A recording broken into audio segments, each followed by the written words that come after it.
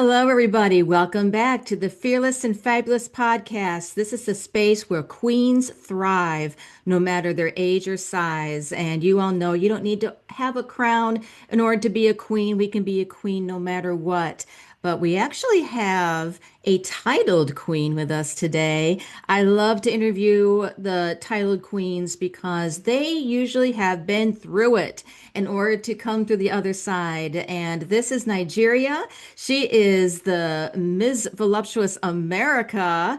And I had the honor to meet her this last October, and I was one of her judges. I got a reputation for being the scary judge, but no scaring here today. We're just here to talk and find out more about this wonderful woman. Welcome, Nigeria.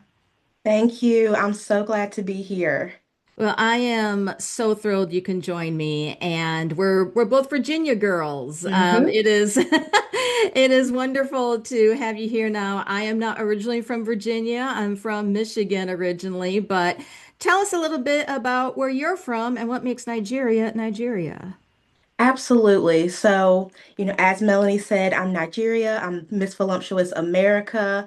I'm from Martinsville, Virginia, which is a very, very small town at the bottom of Virginia.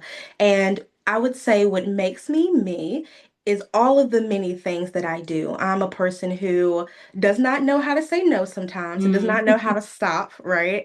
And so I'm a counselor, I'm a pageant queen, I'm a human rights consultant, a friend, a daughter, all of the things that just make me unique and make everybody else unique as well. I love that because we're so many different types of things, right? We're not just all of one thing. And one of the things that really impressed me about you, Queen, is you have a really unique platform. And it's not just a pageant platform. It is your work. It's what you do. Can you tell us a bit about that? Absolutely. So my platform is Reclaiming Desire. It is actually an elevated platform from my one when I was the USA South Queen.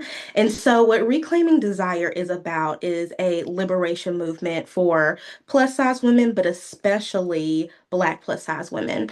And what I am doing is trying to create programs, mentorship, a nonprofit, and just support for plus size Black women, particularly in the South, because Mm. as we know, or maybe you don't, slavery started in the South, and it started in Virginia in particular.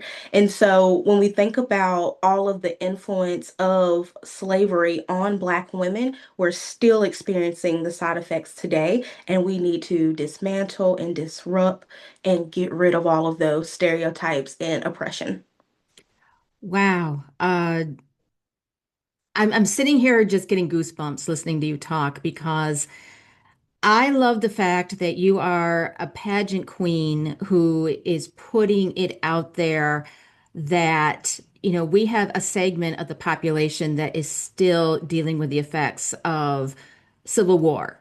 Mhm. And I think, unfortunately, a lot of people think, well, that's all history. That's all in the past, when there's still things that have, drizzled down through generation and the way we perceive people. So, can you tell us a bit more about reclaiming desire? Like, what does that mean in terms of, especially being a plus size or a plus size Black woman? What does that mean in particular?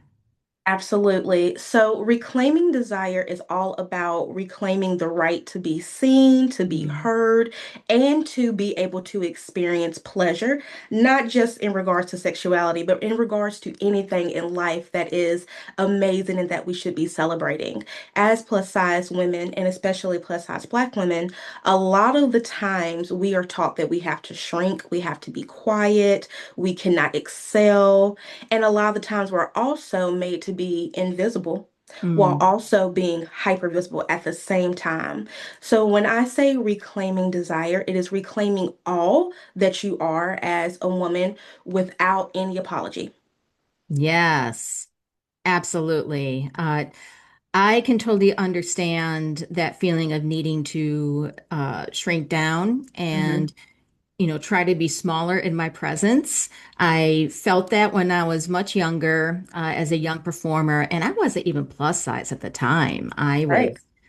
I still felt that pressure to, don't take up too much space, be tiny, be cute, and please forgive my ignorance because I honestly I don't walk in a black woman's shoes, obviously. What is it for? I don't want you to feel like I'm speaking for all black women, right? Hmm. But you through your experience, through what you Right. know, uh, Hmm. what is it for a black woman to be plus size in this country? Like, is it something where she is having to conform to white standards, or is there something within black culture where she needs to look a certain way? What's your take on that? Oh, Melanie, Did that I is just a open a good can of worms? question. That is a good question. Oh my goodness. So first and foremost, I really appreciate you bringing in your experience because the thing about it is that slavery not only affected Black women, it affected all women because it Hmm. created these standards that Black women are constantly trying to reach. And women who are lighter skinned or who are white are trying to maintain, and all of us are failing to do so because it's unrealistic. So Mm. that's the first thing I want to say. Okay. When we think about a Black woman in particular, and especially a plus size Black woman, we have to think about intersectionality. And intersectionality is the combination of all the characteristics that a person has that can either give them advantage or privilege or Hmm. make them a minority and oppressed. So for a plus size Black woman, we're already dealing with her being a woman. Right. And Yeah. so, as we know, the patriarchy loves to make women inferior.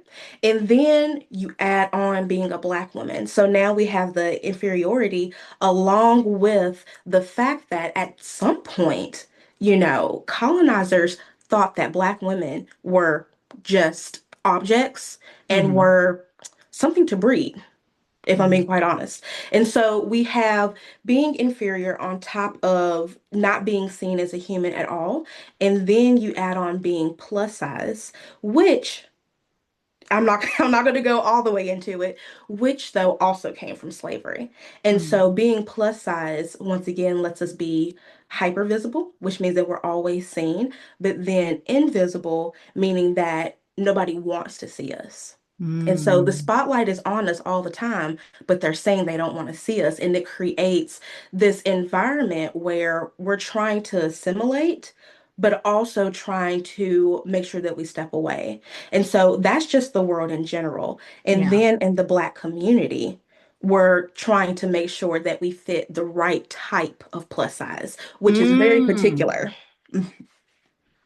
Yes. So let's talk Yeah. about that for a minute Okay. because I don't think that is just something within the Black community. I think that is Mm-hmm. something that goes across all cultures is this quote Mm-hmm. unquote acceptable plus size. And if, people who are watching or listening aren't sure what we're talking about, what I have been seeing is, just the what I call the Kim Kardashian Yes. look. I mean, she's a lot skinnier now, but Mm-hmm. very curvaceous, thick, but still tiny in the waist, Yep. and still like a slim neck, slim jaw, but she's just a little thicker in different places. Mm-hmm. So is that the way that you kind of been Mm-hmm. seeing as the acceptable?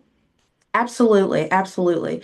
And the reason for that is, and we're going to talk about slavery a lot, it's that when we brought over enslaved women, there were certain parts of their body that were very large, Hmm. and so that was put on display. And even now in 2026, those same body parts are still something that everybody wants to have because they are attractive and that is what people wanted. So it's like you have to have the curves, but you still have to be small so you can fit in and assimilate to also European ideals.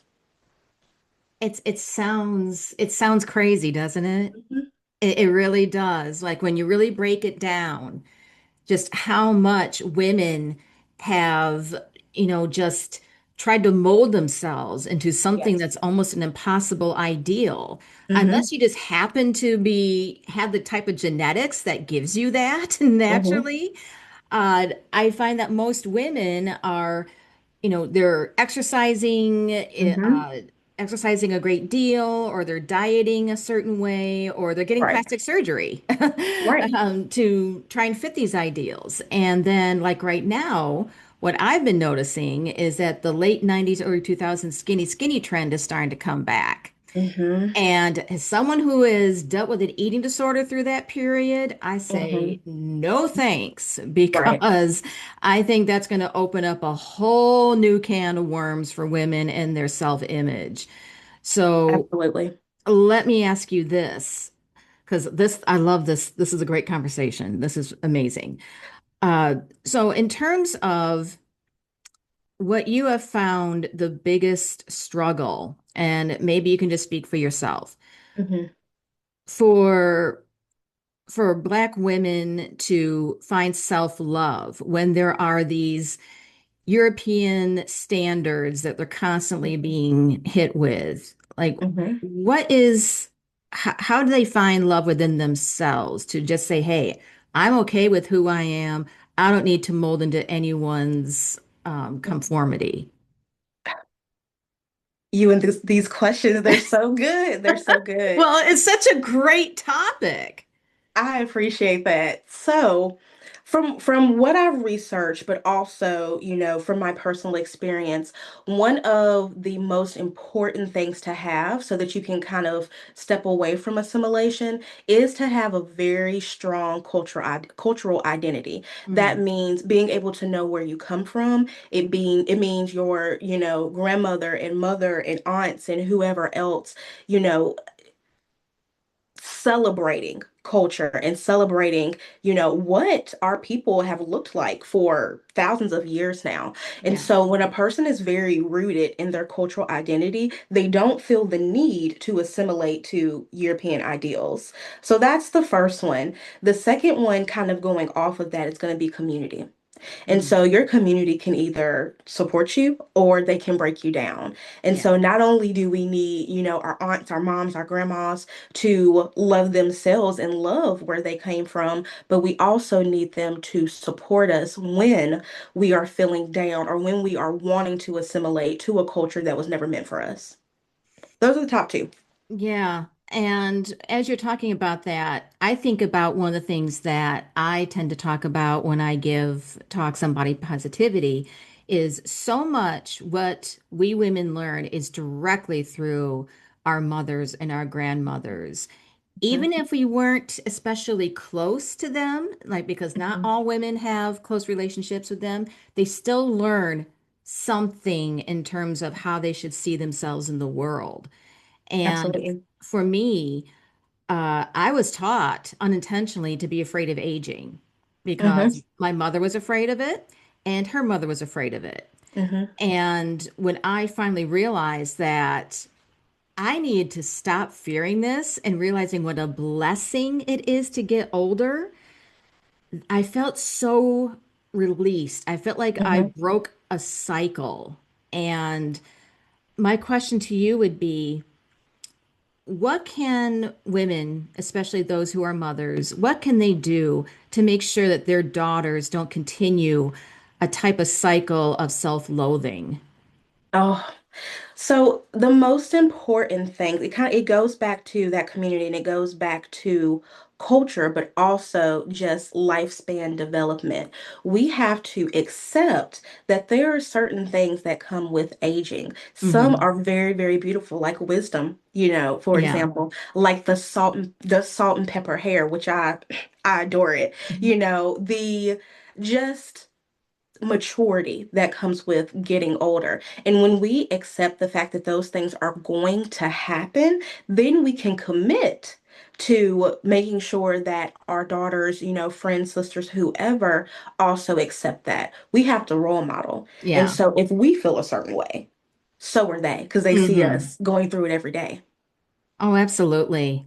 Absolutely. I cannot tell you how many times I've heard or seen with my age on social media just talking themselves down, like Mhm. apologizing for putting a picture of themselves up in a swimsuit. Oh, don't look at my arms, Right. LOL. Hmm. And you may think you're being funny or cute about it, but you're sending a definite message Right. when you talk about yourself that way. And I think that is probably part of the healing process in terms of reclaiming your desire. Is that what you That's would absolutely say? right. Yeah. Yeah, absolutely. Because it's not only something that you have to reclaim psychologically and mentally, but sometimes you have to stand in that mirror. For example, look at Mm. your body, look at how it is different, look at how it is making sure that you survive. First and foremost, and thanking it for all of the phases it has gone through, whether those, caused any negative issues to happen or positive ones. Each body part has a role. Yeah. And when we look at it like that, we can also start to reclaim desire as well because you're here, you're alive, you're surviving, your body's putting in the work. How about we thank it? Yes. Absolutely. Like, thank you, body, for Hmm. getting me around the day. Thank you, body, for helping me to take care of other people when I need to. Just being appreciative for, what we're able to do with these bodies. Absolutely. And even when we get to a point where our bodies cannot do what we would like for it to do, let's Hmm. think about why. It's because it was resilient and got you through those very hard times, and now it needs a rest. And Yeah, so you're not going to be able to do what you did when you were younger because you have put in the work. And so when we get to that phase, then not only are we thinking it, but we're giving it some rest, giving it some time to just be and enjoy life. absolutely. And I think about, and this is really timely for me because I just had an appointment with my therapist today online. Yes, go to therapy. It's good for you. It's nothing to be ashamed of.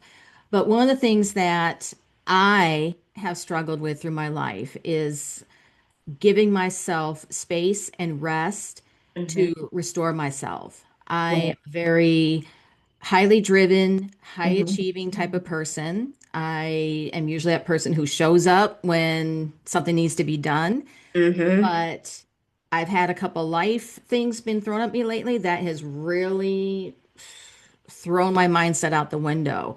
And my therapist said, you need to give yourself grace and you need to Mhm. let your body talk to you and let yourself be restored. And I was just thinking about how many women feel like they have to just push through every single day without any sort of care for themselves. It's it's heartbreaking, really. It is. And I in my work that I do as a doctoral student, I talk about archetypes Hmm. and I talk about ones that are specific to Black women. But in general, women are seen as nurturers, they're seen as mothers, they're seen as the ones who protect the family, even Yeah. though a lot of the time we say it's the men. Women are usually the caretakers and the primary ones. And so when our identity is so formed around these caretaking roles, Hmm. we often forget ourselves and we don't stop. And if you don't stop, what are you going to do? You're actually Yeah. going to cause yourself to break down faster. Yeah. You're going to burn out so Hmm. fast. Hmm. You're gonna burn out so fast. And burnout is not a fun place to be. It is No. absolutely miserable. And so, speaking from my own experience, anyone who's watching or listening, if you are feeling like you have low motivation, that you feel like you can't get through the day, if you're constantly tired, please reach out to a therapist ASAP if you're able to, because it's something you have to suffer through alone. Exactly. That's exactly it. You're saying it for me. I don't have to say it. Therapy is important. It works. It's, scientifically backed, but also too, we see it when we role model once again and the people around us also start to change. Absolutely. I want to make sure that, we were talking a little bit about you yourself, besides your amazing work. So, what got you started into pageantry? What was the thing that just said, hey, I need to give this a chance? Absolutely. So, when I was younger, and I mean a baby, my mom actually entered me into some pageants. I don't remember that at all. The only thing I do remember is when I was in middle school doing a pageant that was based around education, and Hmm. it was such a fun time. And so, it was always in the back of my mind that this is something I would like to do in the future, but as you know, it's expensive. Yeah. And so, I was just kind of sitting down with my aunt, with my mom having a girls' night, and they sent me on Facebook this advertisement for a pageant. And I said, let me see how it goes. You can never stop working on your self-esteem and your Hmm. confidence, so why not? And Yeah. that's what got me into it. And ever since then, I'm addicted.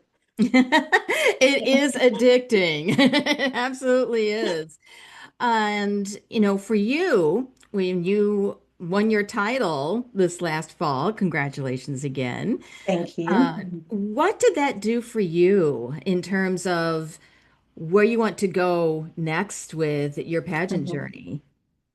Absolutely. I've always been in leadership positions. And so when I win something or I'm in the top three or whatever the case may be, a lot of the times I actually struggle to accept that. It's something I'm working on in myself. And so when I won this title, I said, okay, one, let's take it in.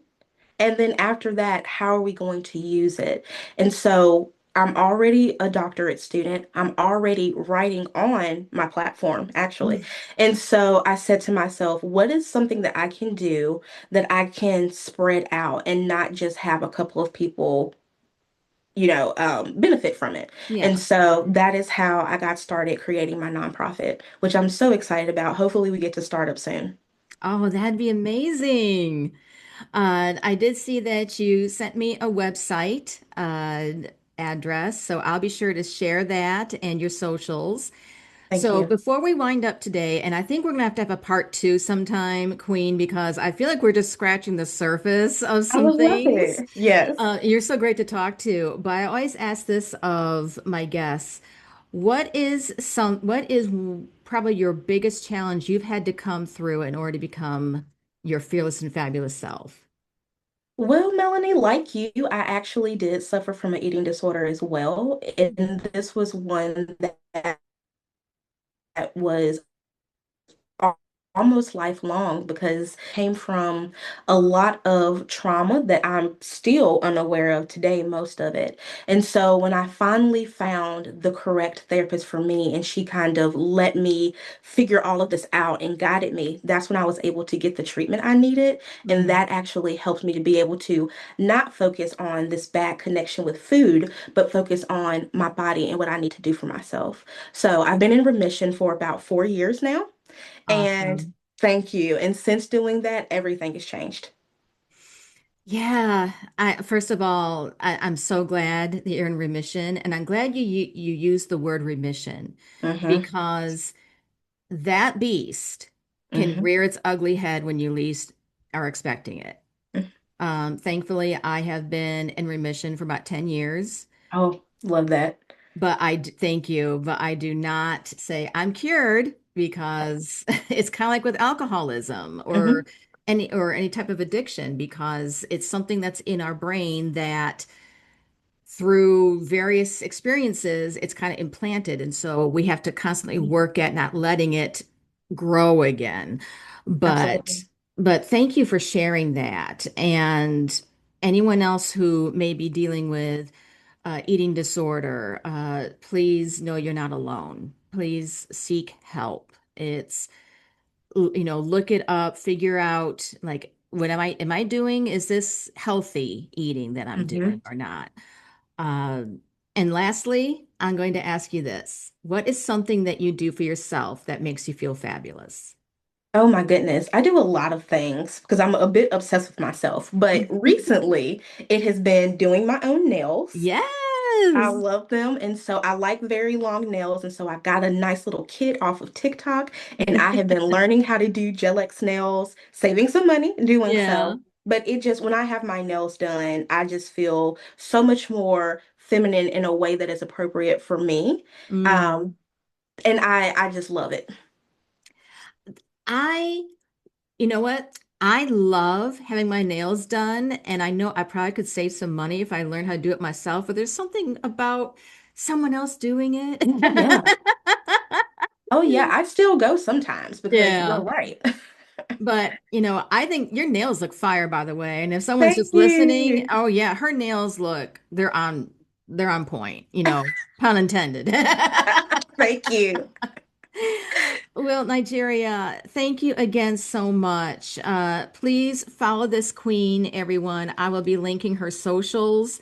She is such a delight. She's so inspirational. And are we going to see you in the UK again this next year? Absolutely. I really want that international title, Yes. so I'm ready to get it. Yes, that's so exciting. And if any plus size beauties out there are looking for a pageant place to land in, please check out MissVoluptuousPageants.com. They're still accepting delegates at this time. All you have to do is just fill an application. It costs nothing to apply, and you get an interview with our wonderful director, and you never know where it can go. So please check that out. That's a quick plug for our director, Natalie. Absolutely. Well, thanks again. And we're going to have to get together in person sometime, Queen. Yes. Thank you for having me. This has been amazing, and we will get together. Awesome. And please visit us back here at the Fearless and Fabulous podcast. Please like, share, subscribe, do all the things. And if you know of an amazing woman who has a wonderful story to share, please contact me and we'd love to amplify her voice. Take care now.